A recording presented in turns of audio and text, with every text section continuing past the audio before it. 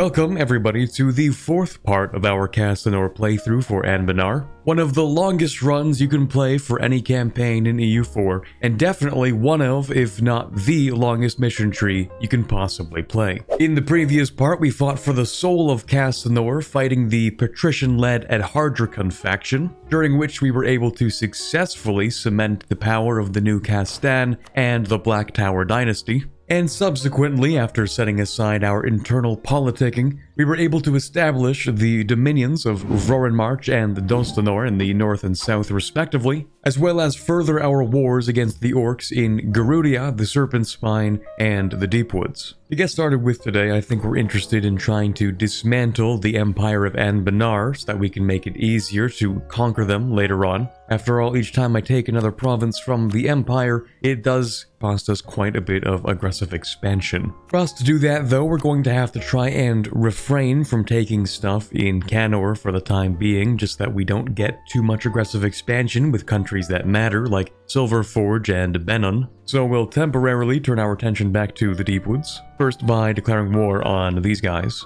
Oh, here we go, Rebellionism. I intentionally made sure that the Rebellions could not host any lodges in the country, but it seems that my subject had a different idea. Fortunately, it is relatively easy to convert them back, because it is a heresy religion, not a heathen one. If you remember from last time, we were exploring the ruins of the South Citadel. We have stumbled upon the treasure room, which would give us, oh my god, that is actually like 30,000 crowns. That would more than pay off all my loans. But on the other hand, if I can get this much money, the alternative, surely it has to be better, right? By the principles of gambling, by not taking the easy stuff, surely that means you're gonna get something better later. Yeah, this seems pretty important. The Silver Crown of Castanor, not seen for centuries. We have a 78% chance of success. We take that, those are pretty good odds. A shiver passes through the room as Castan takes the crown in his hand. Instinctively, he feels the initially unstable magic in the room become as silent as the onlookers. As he places the crown upon his head, he feels all the lingering pain and scars of the Southern Citadel dissipate. It is as it should be. He is worthy. Okay, we get 10 maximum absolutism for the rest of the game. Yeah, I'd say that's probably worth more than 30,000 crowns. That is amazing. We'll go ahead and take that. In the background, we've been reconstructing the Marhold Tunnel, not only allowing us to enter the Serpent Spine from the Marhold province, but also actually allowing us to redirect trade into Castanor from the Serpent Spine. At least I'm pretty sure that's a dynamic change, which is interesting because I don't think I've seen that before in any game of EU4. And not only does Anbennar do this once, they actually do it twice, because the Deepwoods are actually not a starting node either. I think with Sirenvar you can actually discover that yourself. Anyway, Marhold gets the Marhold Gate for the rest of the game, giving us increased local trade power. It also creates a level 1 center of trade in Marhold. And of course you can pass between these two provinces. It also means we've finished a mission all the way up here. All roads lead to Castanath. In antiquity, Castanath was the center of trade and commerce on the whole of Castanor. But with the arrival of the elves and the rise of the western part of Castanor, especially the Empire of Anbennar and the area around the Dame's Head, our importance in the world's commerce has been dwindling over time. To truly become the hegemon on the continent again, we're going to need to rectify the problem by re-establishing our trade routes. We get 25 power projection, which I suppose we don't really need too much, but I'll gladly take that because we also get 20 years of trade efficiency and merchant trade power. It also lets us finish off the next mission, which in my opinion is a lot more important. We just have to make sure that everybody has relatively low influence, except for the patricians, which need to have over 50 and over 50 loyalty as well. If we want to fully embrace the legacy and history of Castanor, we're going to need to gain the loyalty and support of the patricians in particular, even at the cost of our other estates. We get 1 base production in Castanath, and because we've granted 4 privileges to the Castanath patricians, we will gain actually an additional 2 production and 2 tax per province in Castanath. And then we get our new Tier 7 government reform, where patrician privileges that previously only applied to Castanath will now also give countrywide bonuses. And then on top of that, we gain more global trade power, reduced advisor cost. The nobility are a little upset, but the Castanath patricians are a little bit bolstered. We've already done quite a bit of development in this area, allowing us to finish off the next mission. We're going to encourage the patricians to live in new retreats on the side of Lake Silvermare, mostly to keep them away from the government and out of our hair. For 20 years, we get -1 national unrest, +10 loyalty, and -10% influence for the Castanor patricians. To finish off this mission for Vroren March, we're going to need to build a couple of buildings in Bal Vertesk.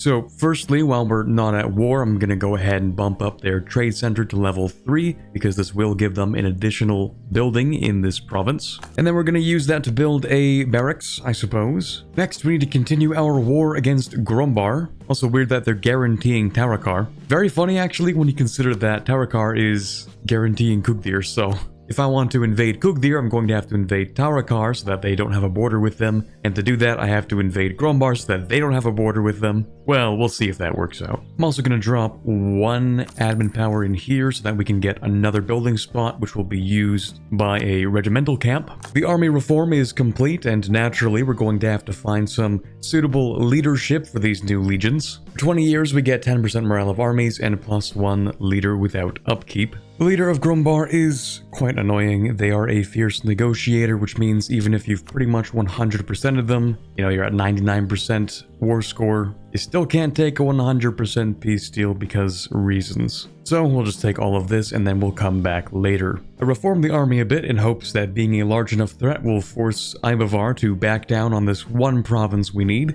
and fortunately they will, which is actually the last thing we need for this mission. During the Dragon Wake, the old Castanor was forced to withdraw from Dostanor, after which a so-called Raven King besieged and seized the empty fortress around Bal Dostan and established the Kingdom of Corvuria. Of course, that means we never actually gave up our claim over Dostanor and should reincorporate its territories and people back into Dostanor. Every province in the Dostanor region loses 5 years of separatism and 3 unrest. We also get a couple of permaclaims. Of course, Dostanor is already a dominion, so this mission is already done. It mentions how the original Castanites fled from Catarata with the help of Dostan the Explorer, eventually bringing us to Castanor, for which the province of Dostanor was named in his honor. And although it's been a while since then, we should honor his memory by re-establishing Dostanor. So we get 50 of each power point and prestige, which will actually turn into splendor. Expanding the army to force limit has also allowed us to finish off this mission. We've arrived at the point where we need to decide our doctrine for the legions, where seemingly we're going to get 2 options and we'll have to pick one, which is exactly what the mission does. We can either go for the citizen army, which is a sort of mass recruitment doctrine. It would give us increased force limit and increased manpower, while reducing the cost of infantry and increasing our national supply limit, with the drawback of slightly less morale. Our second option is the professionalism doctrine, where land maintenance is increased and reinforced speed is decreased, but we gain 10% infantry combat ability and 5% discipline. Honestly, the worst part about this is actually the reinforced speed. Kinda crippling actually, especially for the actual legions themselves, like for example the Magebound Legion, since they already come with a -50% reinforced speed. But nonetheless, I think I do prefer the infantry combat ability and discipline, simply because I don't think we're going to need the manpower. While we're here, we might as well also go ahead and just clean these guys up. Mages do also have a pretty decent amount of power right now, so I'm going to ask for some more help with construction.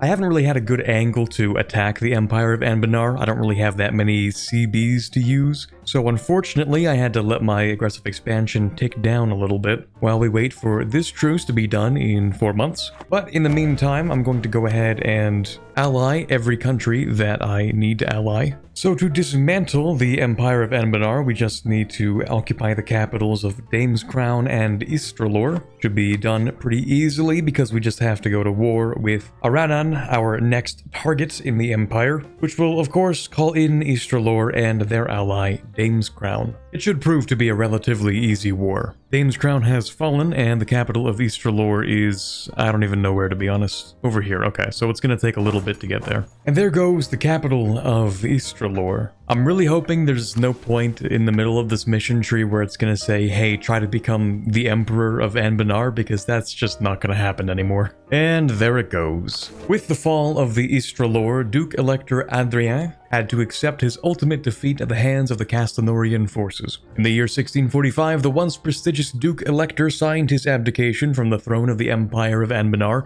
and released all imperial states and officials from their oaths and obligations to the Empire. The Empire of Anbennar is no more, and Emperor Akramar shall forever be remembered as its destroyer. We get 100 prestige, which will be translated into 100 of each monarch power. We also gain 200 splendor and 25 power projection. I'm going to start suing for peace with a couple of countries, since the war is practically over at this point. I also don't really need these alliances anymore. Because we're Coronate, we can actually release countries from Easterlore for free. We do actually need this one island here, so I'm going to go ahead and press some ships from Dostanor. Start with some galleys. Oh, here we go. Dostanor's in for the fight. We'll bring in our galleys, even though they don't really help that much. But finally, we can step on this fort. So we'll hand this over to Dostanor. It actually allowed us to finish off this mission. The mission talks about the history of the region, mostly about the southern citadel of Bal which similarly also created a kingdom just as Corvuria popped up. Nonetheless, with a little bit of convincing, we can still get these inhabitants to recognize themselves as Dostanorians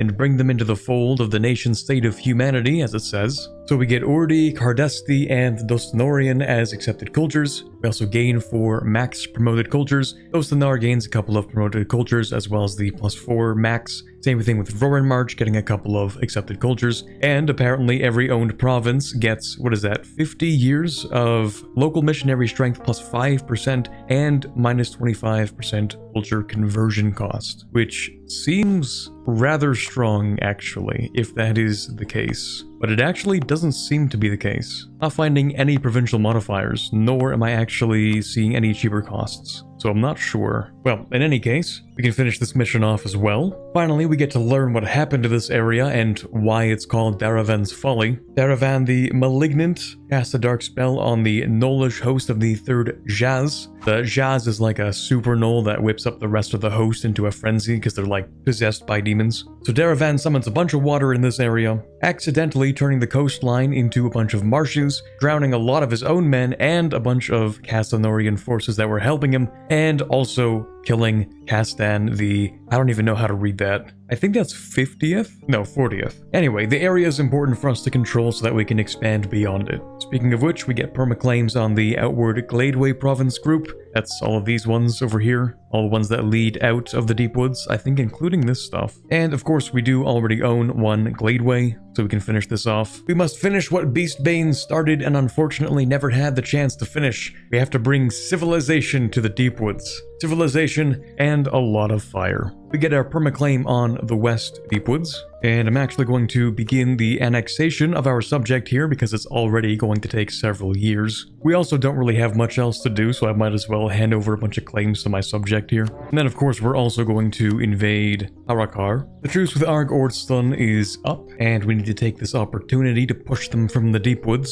To make that work out, we also have to declare war on this guy because they are currently occupying a province that I want. Just had to wait a little bit to get more absolutism so that I can take every province that Harakar has in the Serpent Spine. And then of course we're going to fully annex these guys as well. And once this battle is done, we should be able to peace out with Argordston for the stuff we actually care about, which is all the stuff in the Deepwoods. And I think that's actually the only stuff that we can take, so that's convenient. That's going to allow us to infiltrate the interior of the Deepwoods. With the outer gladeways secure, we now have a clear path into the tangled interior of the Deepwoods that our legions can march through. This gives us our claim on the East Deepwoods, which we haven't quite taken all of, but we just need one more war pretty much. Okay, maybe 2 wars, because there's this guy. Of course, I'm just going to hand out all of this territory to my subject. They should have no problem warring this stuff by the time I need to integrate them. We've restored Bal Vertesk to its former glory. Despite how difficult it was due to the orcs' failed repair attempts, the province becomes Castanorian. It also gains 2 manpower and 2 tax. We get 10 splendor, and we get the option to build a legionway across to Bal Vertesk. By putting 60 infantry, mostly part of the Mage-bound Legion, into this spot, we can finish off this mission to proclaim a Western Legion. The mission doesn't have much to say other than the fact that we get a lot of military talent from the Western provinces. We do get a new Legion base, we lose that 60 infantry, we get some permaclaims on the Forlorn Vale, and some regular claims on the Hellenic frontier. Plus, we do get to proclaim a new Legion. Let's go with the Dragon Flame. Now, we will head into Ibavar fairly soon, but to start with, we do have a couple of missions and just other general things we want to do. So first, I want to declare war on these guys. They are apparently a I don't know what that is, some kind of subject of Magarma, which apparently calls in every subject known to man, but seemingly they don't have a lot of troops, so I guess it doesn't really matter that much. Then of course we also want to finish cleaning up Kugdir, and then we have Verkal Kozanad, who owns quite a bit of the Deepwoods. Oh, what do you know, the Dragonflame Legion was actually the first Legion of Castanor. Okay, let's see, are they any good? Okay, that's pretty solid actually.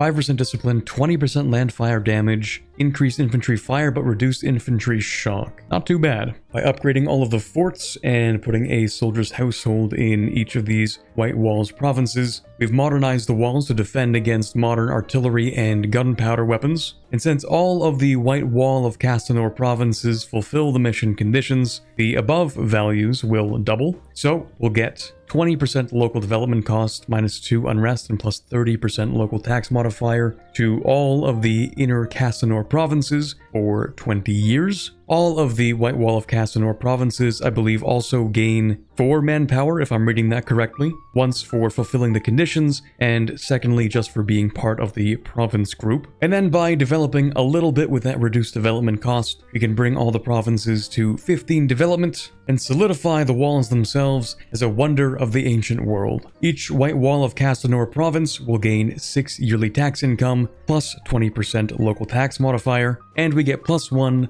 monthly splendor for the rest of the game. With a few buildings added to the province of Wardenal here, we can re-establish the Wardens of the White Walls. Originally, they were just a dedicated garrison for the White Walls, but over time their duties also expanded into being forest patrols for Inner Castanor. This lets us hire them as a mercenary company. The province itself also gets 2,000 additional manpower, plus 100% local manpower modifier, 20 supply limit, and 5% fort defense. We can also now rebuild the Dragon Road, a former main trade route that went straight from Castanath down into Dostanor around this area and then into Bulwar. We lose 50 admin and Diplo, and we unlock the decision to rebuild the Dragon Road. Okay, I was a little bit wrong. It seems it just goes straight from Castanath down into here. But surely it expands. I don't think that's all of it. Anyway, we start straight from Silver Docks. Alright, Kraktum Vror, we're not very interested in taking anything, so just money war reps. You can leave, it's fine. Actually, that's pretty cheap to get an extra 6 development. I will take that. Okay, we'll just fully annex this guy.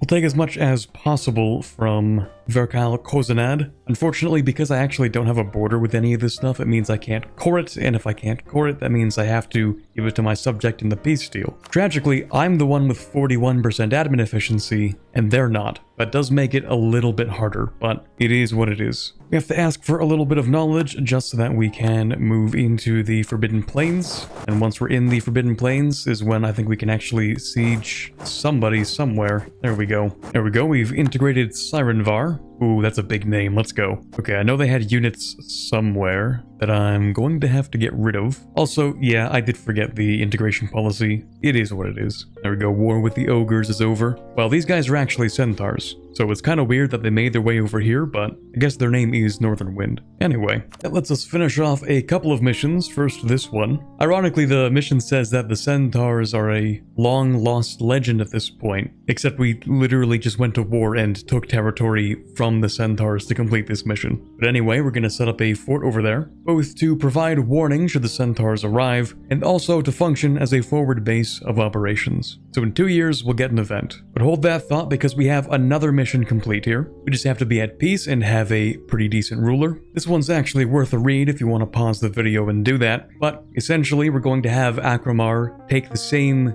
pilgrimage, so to speak, as the Castanites took when they were taking their exodus from Keterata, with the objective being to discover how much of the founding myth of Castanor is true, or at the very least, learn as much as we can about that history. We get the event Journey's Beginning. This lore actually is pretty important, so I'm going to go ahead and read it. The exodus ended when Castan the Progenitor finally reached the apex of the Trial Mount, where he sought wisdom from the mythic Silver Dragon of Castanor and returned after exactly 1 year, issuing his famed proclamations and laying the groundwork for the mightiest empire of the ancient world. How fitting that the journey begins here with Akramar seeking inspiration from retracing the 2 large steps of his fabled predecessors. According to legend, the Castanites were led to Castanath and its current location under the Trial Mount by the Way Guide, who encouraged Castan to seek out a new home, quote, under the eye of the Northern Twin. And who was the Way Guide? Many scholars think that this mysterious stranger was the Silver Dragon's foremost servant, as it was the mysterious Way Guide that the Castanites were brought to after 10 long years astray within the tangled Deepwoods, and the mysterious Way Guide who took Castan the progenitor up to finally meet the Silver Dragon atop Trial Mount. Whomever or whatever the Way Guide was, it was clear that the first step of retracing the Exodus would be to find the South Mount itself, the fateful location where the Way Guide first made an appearance. Akromar would be the expedition leader, of course, and would be bringing his best trackers and historians to navigate and connect these snarled fragments of the Exodus myth with the expedition. There was still some limited room still in the caravan to bring a few others as well, though maybe it was best not to show favoritism. Except that we will, because it's very useful for me to get that plus 10 clergy loyalty. On top of that, we do lose monthly admin, diplo, and military until whatever triggers that to end. But at the very least, I'm gonna go ahead and start exploiting some attacks for some free money, especially while I have that temporary modifier from that previous mission. And with that money, we can finish this mission off. If you remember from the last part, or maybe it was the previous one, we learned that Castellos has actually been dead the entire time. Well, ever since the Day of Ashen Skies, which at this point is 1,654 years ago. That was allegedly because he sacrificed himself to spare the world from doom on the Day of Ashen Skies. I don't remember if that's actually true. I know he did die because of the Day of Ashen Skies, but I don't remember if that's because he actually sacrificed himself. But anyway, he clearly did not get a proper resting place, and so we should at least build him something token. Can't really be a proper burial since his body is very much long gone, but it's better than nothing. Okay, maybe it's more than just something. Looks like we're going to build an entire statue to Castellos in South Castanar, and then organize a proper mourning procession. Having completed those 3 missions and just having a bunch of prosperity, we can move towards a bright future. Castanor has been the most important part of humanity's past. In recent years, we have strived to reanimate our former glory and succeeded. The White Walls stand guard around Inner Castanor once again. Many citadels of old have been restored, and we have rekindled our friendship with the proud dwarves. The lands within the walls are beginning to prosper greater than ever before. Now is the time to look forward and lay the foundations for what is to come. A feel of great destiny is in the air, and Akromar has the will to act on it. So every province in Castanor gets reduced construction cost and time and reduced development cost for the next 30 years. We also get 30 years of reduced Great Project upgrade cost, which is quite nice. Retracing the steps of the Exodus, it seems our first stop is in the Deepwoods. Good thing we own practically the whole thing. Even then, time and space still warp in weird ways in the Deepwoods, which made finding the South Mount quite challenging. And just when they think they've found the South Mount, a heavy fog starts to blanket the area and separates different sections of the expedition. Now Akromar has a strange light appearing in front of him, and we can choose to follow it, which gives us a 50% chance of being injured, or we can decide not to follow. But of course we love gambling, so I'm gonna take that. Okay, he did get injured, but it's just for 5 years, it's not that bad. Okay, so that wasn't great. We got captured by a roaming band of gnolls who haven't quite realized that they've captured the Castan yet. You can choose to organize a revolt, try to escape at night, or just wait and pay 4,000 crowns. We're gonna gamble and see if we can get the 67% chance, which does appear to have worked. Okay, not bad. And of course, instead of going home, which might be the smart thing to do, we're gonna continue on to Bulwar. I'm gonna go ahead and exploit some more development to be able to pay for this one event. We've arrived in Bulwar, retracing the steps of the Exodus, and we have a choice. We can either travel as quickly as possible for I wouldn't say low cost, but just 850 crowns, or we could double that and do a grand tour of Bulwar. It'll take longer before we get the event, but we do get some prestige, and presumably something interesting will happen, hopefully. Or we could just spend no money and follow the journey as closely as possible. I don't know if this makes it count as like a purer version of doing the journey, but we're gonna do a grand tour. We do have our next reform, and it would be nice to take Cameron Rain. However, we do care about aggressive expansion still for the time being. It's excellent to pick up later on, but for now we're gonna pick something else. Probably the balance of power. This war is probably going to upset the former Empire states quite significantly, but unfortunately the elves here have not seen the light of Corin or of the entire Regent Court for that matter. So if you really think about it, we're just doing them a favor. At last, we've arrived to the origin of the Castanites, Catarata, the in-universe version of Egypt, more or less. Now, we have three options. We can either visit the palace, which won't really do too much for us, since we're not actually friends with the Catarata themselves, more so with Elisna, who is a Sun Elf country. Could spend 10 prestige and 2,000 crowns for something, who knows. Or finally, we could get a 50% chance of a new heir and 15% increased average monarch lifespan for the rest of Akromar's life. I assume spending money in prestige will give us something better later on, so I'm just going to make that investment. We just had to build a whole bunch of workshops and temples to finish off this mission. The idea is to move intensive farming to the outer parts of Castanor in the west and south, and allow the population in inner Castanor to spend their time doing other things, like gathering materials. So for every prosperous province in Inner Castanor, we gain 50 ducats, which you'd think it would be all of them, but actually there are a few which don't have any prosperity. Although I think I'm only missing out on like 150 ducats. I guess I could just wait a few months. Alright, here we are back in Castanar. We have a bunch of new field knowledge, new experiences, and I guess we'll have to wait and see what we've found. But for now, we get 10 prestige, 50 admin power, and we remove our debuff. We can quickly piece Vern out.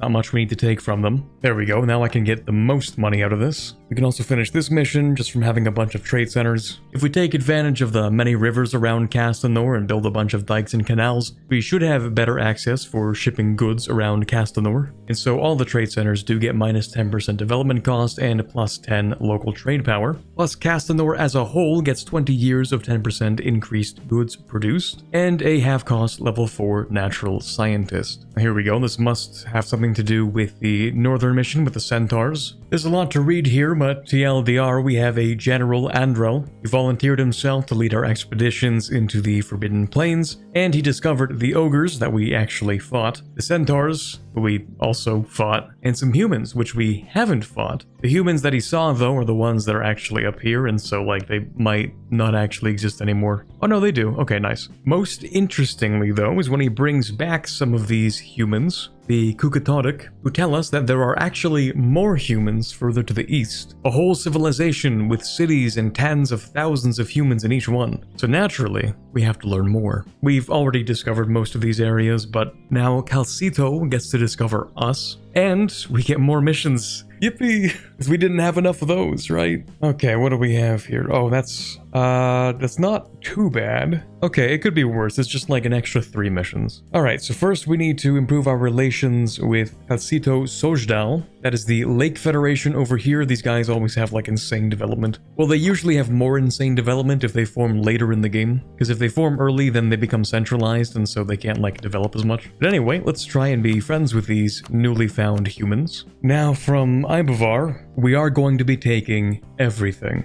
It's surprisingly not that bad in terms of AE, only 62 is pretty solid, especially when it's 200% overextension. The worst part about this actually is that we just have to eat the overextension. There are no releasables other than Ibavar themselves, but I don't think we're looking to release them as a country. I mean, I guess there's Silent Repose. Oh no, never mind, they don't even have a core. In any case, being over 100% overextension does allow us to complete this mission. We figure the biggest problem with old Castanor was its government, namely how centralized it was. If you could take the city of Castanath, you could pretty much cut the head off the empire. So the idea is that we should have strong dominions, not too strong that they'll try and destroy us and gain their own independence, but strong enough that if something bad is going on in Castanor, they can come to our aid and help get us out of the situation. This allows us to make any human vassal a Castanorian dominion and gives us 4 additional possible dominions. Oh, you've got to be kidding me. All those royal marriages for nothing because they became a republic. I don't even think this is unusual for Gawet. I'm pretty sure this is like the standard thing that they do. I just forgot. Yeah, there you go, Northern League. Okay, well, maybe the personal union was doomed from the start, but that's fine. Oh yay, Serpent's Rot in Castanor, that's cool. That's really cool. Yeah, and that's because I own provinces in the Serpent's Spine, but I only own those provinces because I've been waiting to hand them out to my subject. But they have too much stuff, so I can't give it to them. So it looks like I'm gonna have to pay 4,000 crowns to not have it affect my entire country, which is honestly probably a good idea, even though the loans do kind of suck. In any case, I can go ahead and pay off that 1% loan that I had left, that I can take out the new ones, and then at the very least we're paying low interest. And now that I think about it, I should have paid off the 1% loan first and then taken those out. Oh well. We're gonna do a quick war with these dwarves so that we can grab one of the last few pieces of the Deepwoods. Also just had to take this from Silent Blade. At first I thought this was part of the Obsidian Legion and I was like, oh boy. But no, for some reason they just got popped out. Really wish he hadn't done that, but that's fine, I guess.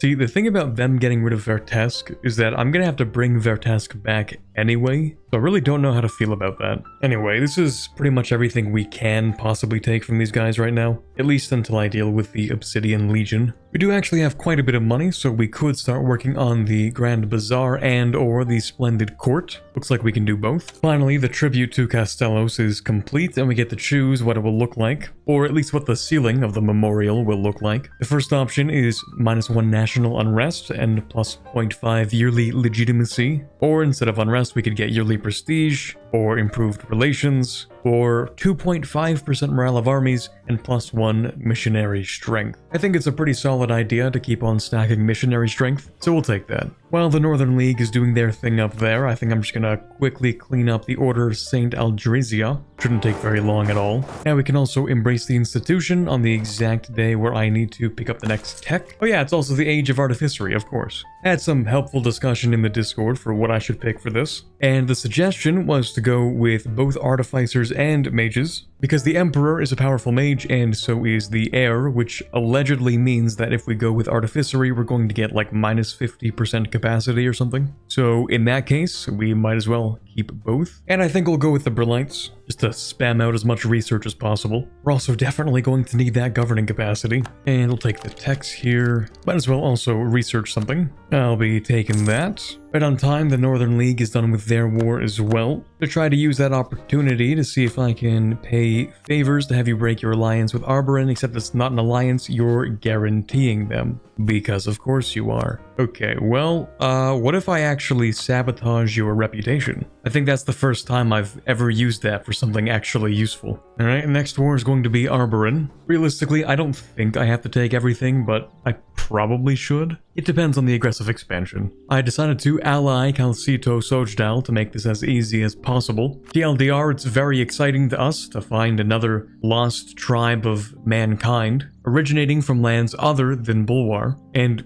funny enough, it seems like it might actually be a permanent friendship. I don't think I have to stab these guys in the back. Anyway, we get trade steering, -1 diplomatic relations, and 10% caravan power for the next 30 years. And then for the next 10 years, we get a little bit of trade power in a few places. Okay, I feel like this war is pretty much done, so we'll just start piecing out with people. Okay, now, should I fully annex Arborin? That seems like a pretty bad idea. Okay, how about this? You can keep that stuff. That seems fine, because we only technically need this stuff here. And then we'll come back and annex you. But that should finish off one of our missions. Apparently the Forlorn Vale is considered cursed. I had no idea about that. It doesn't look cursed to me. No modifiers. Well anyway, even if there is a curse, it doesn't matter because we're him. We're humanity. That is pretty much what the mission says. We lose 5 years of separatism in the region. We also get -3 unrest in there. From a claim on Dame's Crown and a subjugation CB on Vertesk, which actually doesn't exist anymore. In fact, this might be the grand betrayal, as retribution for the magnates overthrowing our dear cousin, the other Black Tower Dynasty member that was supposed to set up our personal union on them. We're going to have to first ask them to break their alliance with Moonhaven, and then break our own alliance. Here we go, we've also integrated Sirenvar a second time because the other subject decided to form them. That'll allow us to finish this mission, the third Great Cleansing. The second Great Cleansing, initiated by Castan II Beastbane, rid Castanor of many beasts and dangers to civilization, chief among them the Centaurs. Beastbane was distracted before he could finish the job, however, as Nolish incursions drew his attention to Bulwar and the chaos there. We will not leave our job half done as Beastbane was forced to do. Our march will only end when we reach the end of these accursed woods. So we're going back in a third time, presumably to burn down the whole of the Deepwoods this time. Oh yeah, we lose 200 mil power and 100,000 men power. From the sounds of it, it seems like it's not going to be so easy to burn down the Deepwoods. A quarter of those going in will probably not survive the year. Either they'll be trampled, mangled, driven into an unnatural frenzy, or begin to silently question their own involvement in the cleansing. And then another quarter is probably just going to disappear because of the Fae, but those that are left will show no mercy to the Fae. I think that's probably every single province in the Deepwoods, if I had to guess, is going to get 4 unrest, 100% local development cost, 50% production efficiency reduction, -1 goods produced, -33% goods produced just in case, and then +1 monthly devastation. Okay, it doesn't seem to be every single province actually. It might be starting in the north and then kind of like moves into the south maybe. That would make sense. I haven't reduced autonomy in a while because usually it's not worth it if you're not going to take a lot of land at once. I'm actually going to go ahead and decrease the autonomy in the entirety of the Deepwoods. It'll help us get more money for the courthouses that we're going to need for all that land we just integrated. We were also able to set up a few trade posts in the north, which should help us conduct some trade between ourselves and Alcito Sojdal. It's difficult for us to do trade given the occasional raids by centaurs and ogres, but at the very least we can try to better supply merchants to survive the journey, and maybe establish a few permanent garrisons if we can. So we get 10% trade efficiency for the next 20 years, as well as a few buffs for those 2 provinces we built trade centers in. Completing that will let us finish this mission off. We fought long and hard against the remaining beasts of Halan, both in the Tangled Deepwoods and the infinite reaches of the Forbidden Plains. From these wars, certain regiments in particular have proven their worth many times over, whether by standing stolid against a centaur charge or showing quick adaptation to endless Fae ambushes. It's time to reward them, to create an elite unit out of the best of these, the Beast Slayers. We lose 10,000 manpower and get a new mercenary company. It has 15% more infantry combat ability, -5% discipline, 10% movement speed, and 30% shock damage received reduction. Although it's not a very large company and also reinforces quite slowly. 2 more missions have actually finished off. First, fold in the Eskani. The people in Escan, which is the main part of Castanor, are a very diverse group of people, of course coming from a bunch of adventurer bands that set forth during the Green Tide. But as time goes on, it should prove useful for us to try and promote a unified Castanorian identity. So all of our owned Escani cultured provinces will receive 25% cheaper culture conversion cost for the next 50 years, along with missionary strength, but everything has already been converted. So now it should be cheap enough for us to go in and start culture converting all of these provinces. And then for that second mission, we have restored Bal Urd.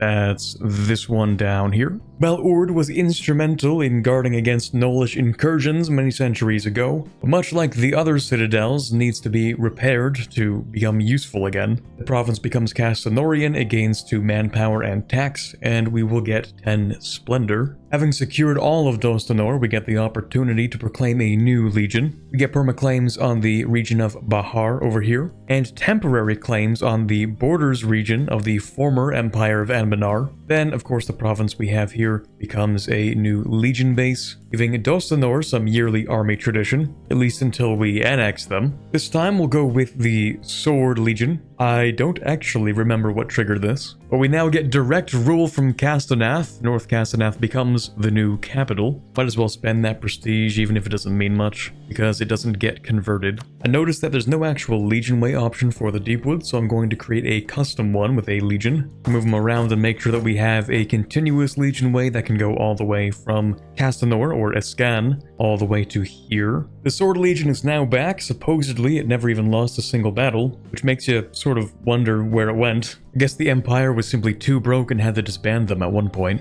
The Grand Bazaar has finally opened, giving us 20 prestige, which we can't really use for anything. But the Bazaar itself gives us monthly Diplo power, +1 merchant, and 10 local trade power. And I just realized, I'm pretty sure the Splendid Court is what allowed us to move our capital to North Castaнаth, which would have been finished around the same time as the Bazaar, of course, because we did start them at roughly the same time. And so that gives us +1 Diplo relations, 10 maximum absolutism, and +1 monthly admin. I've also been preparing to declare war on Ovdal Tungur, since we do, of course, need to move into the Bahar region, and I think I'd like to turn Crathanor into a dominion. It just kind of sounds like it would work as a dominion, you know? Crathanor, Castanor, Dostanor, ignore them. As we're doing the third great cleansing of the Deepwoods, we sort of have to deal with the fact that the wood elves are still around and we kind of respect them for the most part. After all, they aren't part of the beasts we're trying to rid the Deepwoods of. Now, we're going to have a bit of a break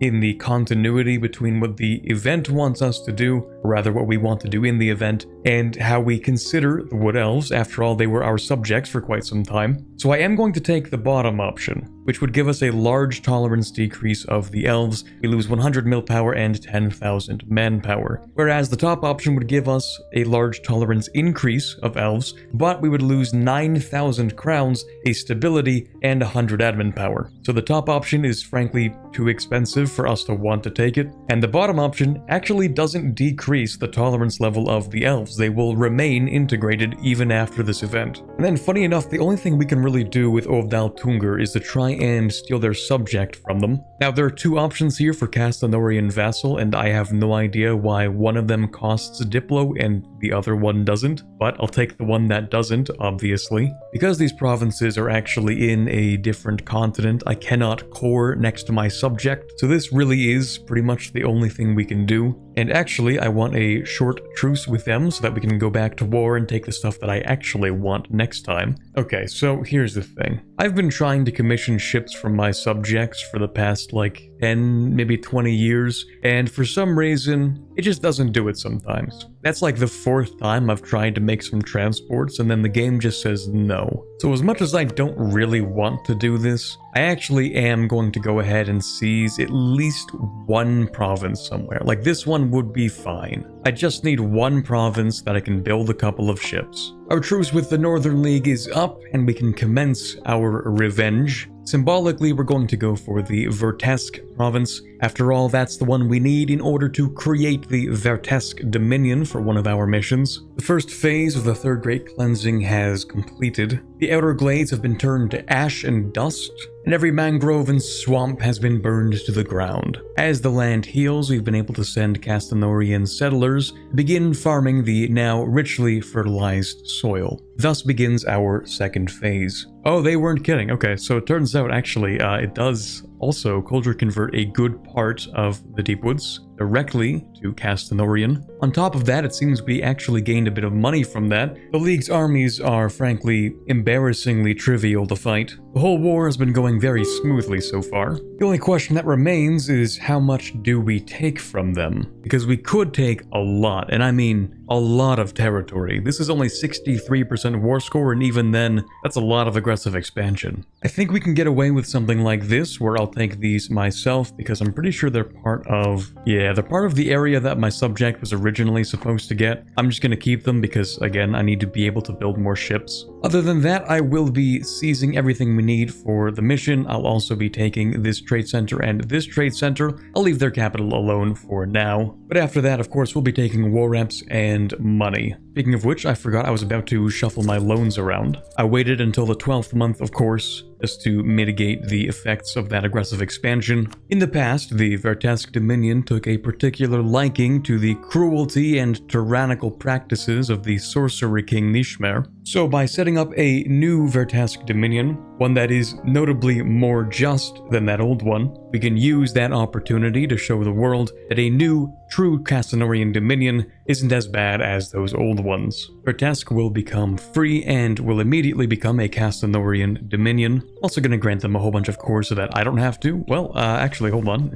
Seems we finished another mission. There's some irony in the fact that Castanor's greatest security comes from its freshest conquests. The dominions must be strengthened. If Castanor proper is suddenly toppled, these dominions must be formidable enough to survive the immediate after effects and re-establish the empire. The rulers of these lands must be honored for their status, and their loyalty must be without question. This will doubtlessly allow for Castanor proper to focus on prosperity, rather than being forced to focus on their basic security. For the next 50 years, we get 20% income from vassals, 20% vassal force limit contribution, and minus 20% liberty desire in same continent subjects. Well, there goes the old Emperor. Guess that means I've lost all of my magic as well, but that's not too bad since we do have another powerful mage as the Emperor. Actually, where are you good at? Oh, you're good at a lot of things. I guess we should wait to see if he actually survives the trials. We have to smith something for the Dwarven contingent that will be present at every coronation. This one is pure RNG. I might as well take the one that's a little bit safer. I could go with a guaranteed success, but we want them to be satisfied with the gift. No idea if I succeeded, but anyway.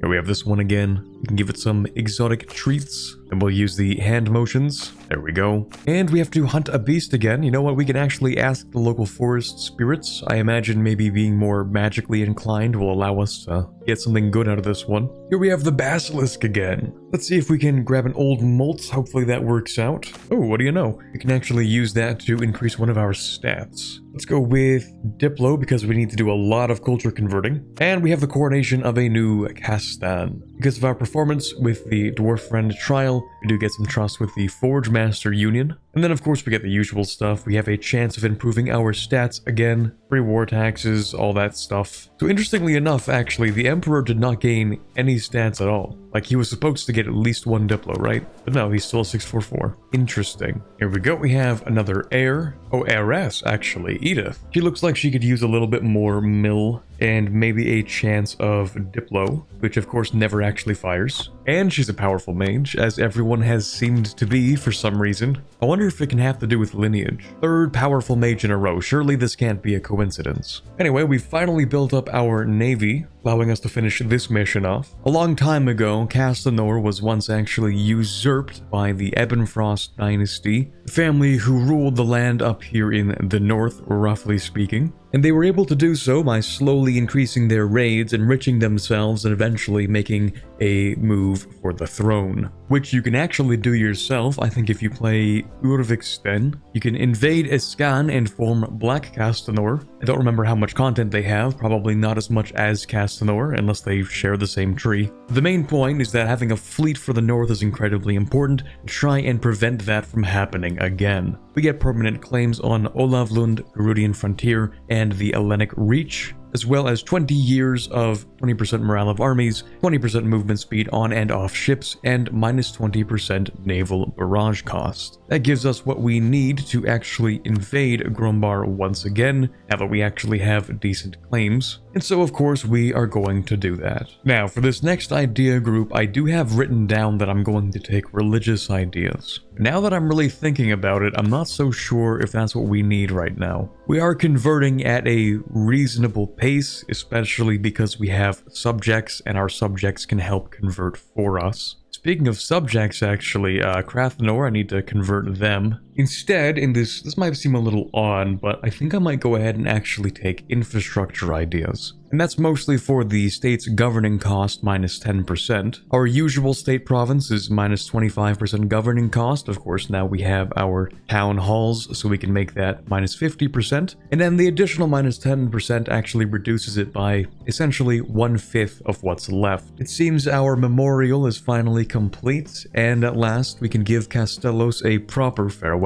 You can pause to read that if you'd like, but for now we look towards the future. Akramar gains an additional mill and diplo, and we gain 100 admin power. The second phase of the third great cleansing is complete. The forest is resisting all attempts to clear it, spurting a facsimile of blood when dug into with a blade and refusing to catch when put to the torch. Still, the third great cleansing continues into what I assume is its final phase. From Grombar, we're going to take a vast portion of their remaining empire. In fact, this is everything we need for our next mission. The coalition will expand, but not too drastically. Also, because of course we expanded the Castanorian culture into the Deepwoods, we can finish the second part of this mission. For the first time in centuries, Castanorian is a living, breathing culture, and with it comes the true rebirth of Castanor. Even so, it is not enough. The domain of Castan must be the haven for all that is good and righteous in the world, and the humans within must exemplify this virtue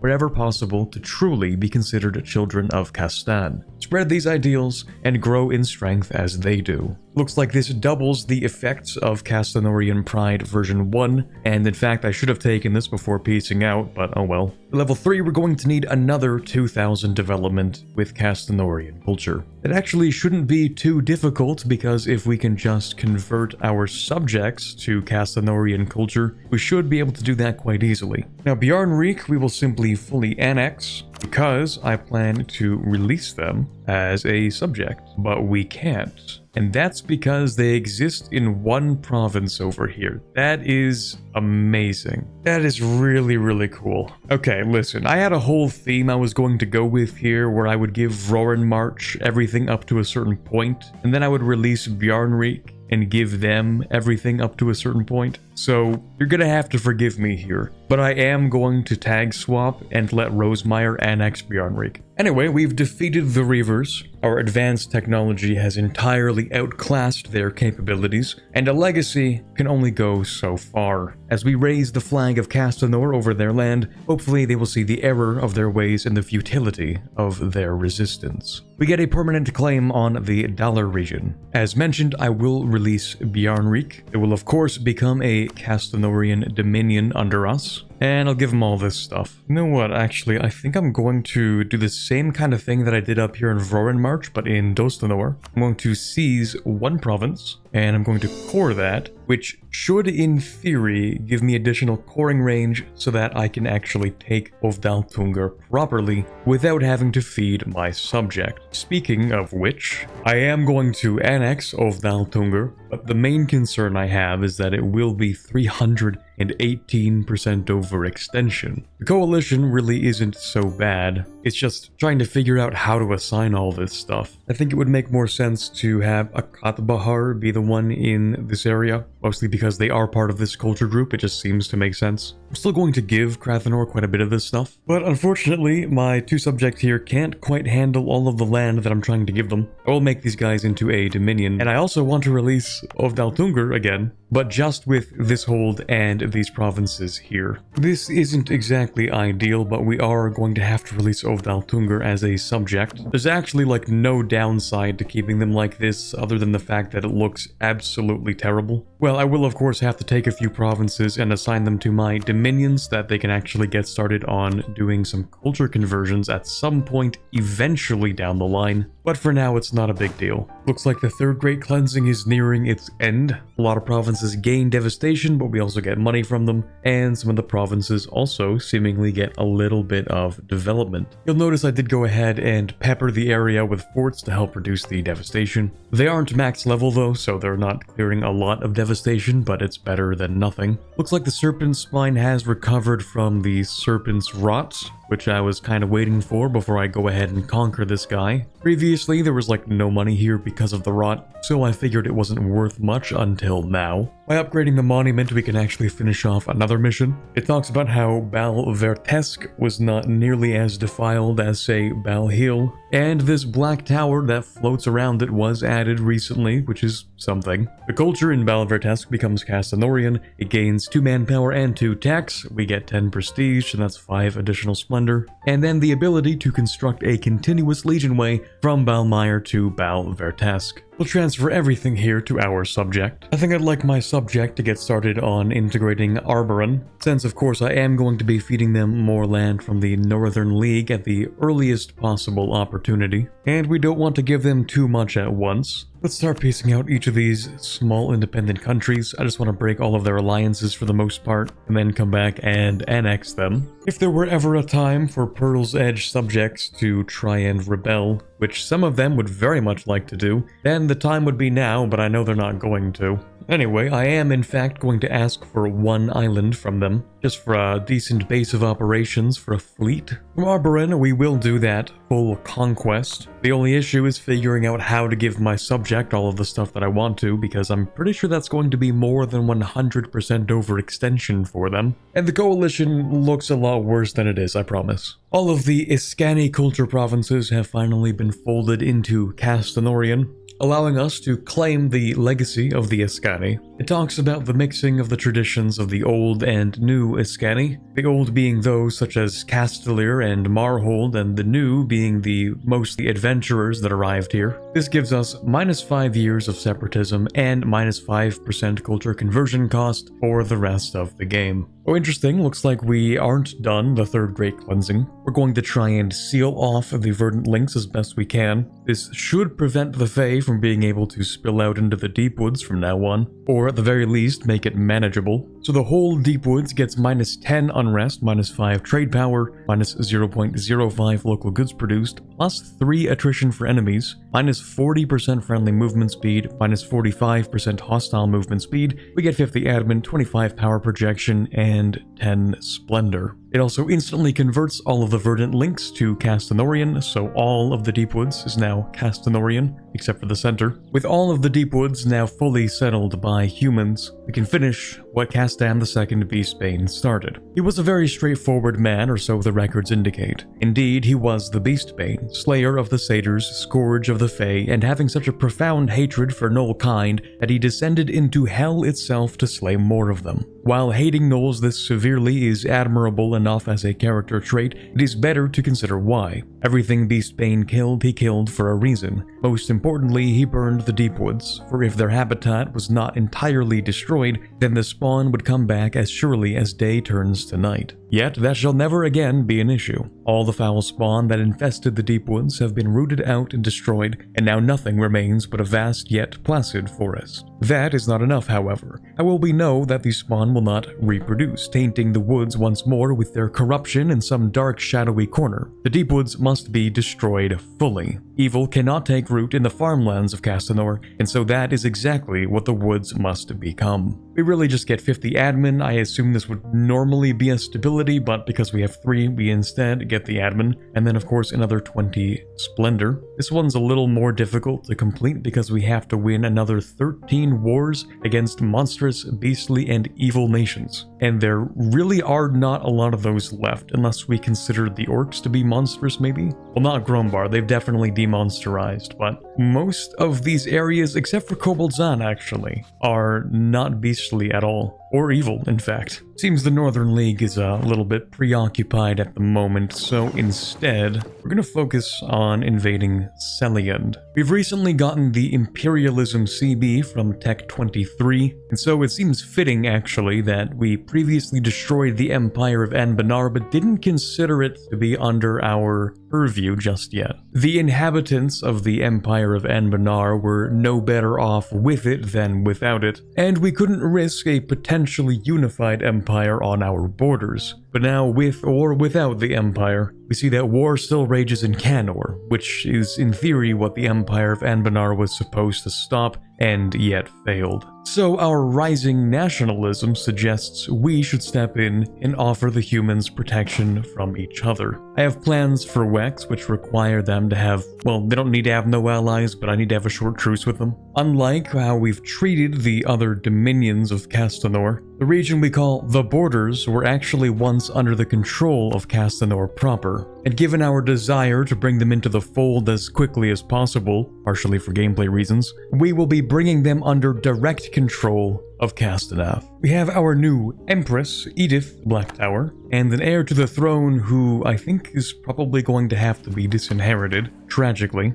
Even his improved stats are not going to be enough. In any case, Empress Edith is a 5/4/3 powerful mage. She will take the Trials of Castan. We'll go with the bottom option. There's an 80% chance of it being accepted, and if it is, she will gain a +1 in a random stat upon being crowned Castan. She was unfortunately rejected though, but it's probably nothing to worry about. Anyway, we do need to declare war against the Northern League to continue the expansion of the Vertesk Dominion. The Northern League will be nearly destroyed in this peace deal. We'll be taking everything up to the western coast of Canor, leaving them with a little bit in the north, and giving us nearly everything we need to complete a mission. Now, the Vertesk Dominion can't actually hold very much. We're going to end up releasing the Westmoors, which have quite a bit of territory, and of course, once we have an increased cap, we are going to also turn them into a Dominion. This stuff up here is actually stuff I want to core personally. We're actually not quite done with this area yet. We need to annex Adshaw. The Monastery of the Silver Moon has been annoying for no good reason, so I'm just going to annex them. We're going to hand all this stuff off to my subjects. And I actually made a little bit of a mistake when I didn't take these provinces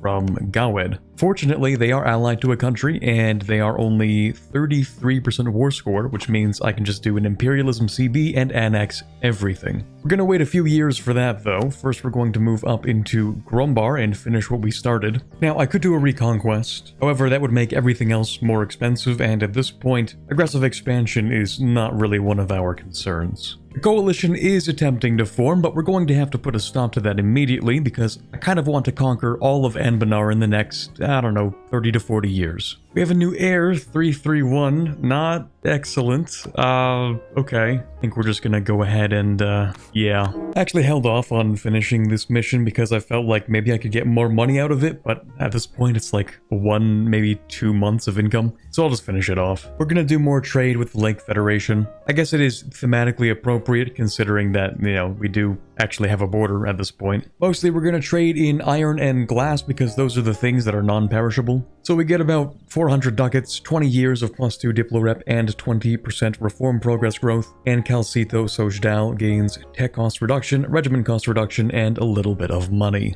I'm also going to take this opportunity to proclaim myself the military hegemon. We are invading the Empire of Anbennar. I feel like it's a good time for it. First, I will actually annex the Revellion state, although I don't think this is full annexation because they're accepting it. But either way, it is the 5 provinces that I need, and does give me a rather short truce with the rest of the countries we were at war with. We want to finish that one because, of course, we can finish a mission. As I mentioned previously, the Empire of Anbennar was supposed to encourage cooperation between the countries in this region, and should another sorcerer king like Nishmer appear, they were supposed to be able to present a unified front against such a colossal threat. Although in the state the Empire was in, it's hard to imagine they could have presented any kind of unified front at all. And so, for their own good, we shall bring these countries under our protection. We get a permanent claim on the borders region, we get into Anbennar for 20 years, which gives us +5% morale of armies, and -20% aggressive expansion impact. As for Grombar, we will be annexing everything in the Dollar region. Oh, can't forget about this. We need that too.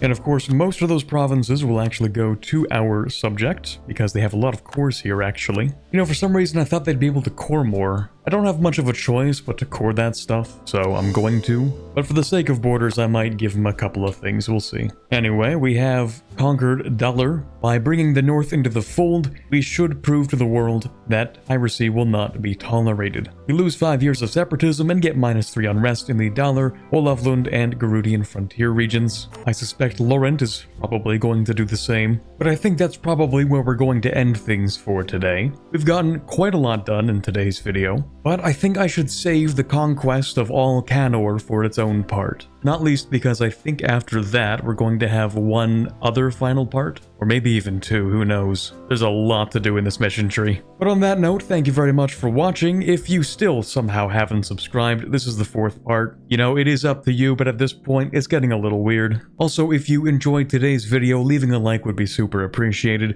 We are doing like goals for this series, not because the next part depends on it, but instead because it helps push it in the algorithm. So if we could get to 2,500 likes for this part, that would be super appreciated. But for now, this is Corbett signing off, and as always, have a fantastic day. I'd like to give a big thank you to all the patrons for this month. All these people do get early access to videos for as low as $1, so I'd like to give a special shout out to those who decide to donate more than that. So thank you Erica, Baby Cow, Born to Dunk, Le Quebecer, Mikhail Sample, Nick Steffel, Princess Rhea, Q-Brute, A.G. Forero, Ben Mottram, Quiet Guy, Rossette, Torvald, Ambient Cyan, Elysia Tutz, James Levy, Luke 78776, Stalin DLRP, and Robert.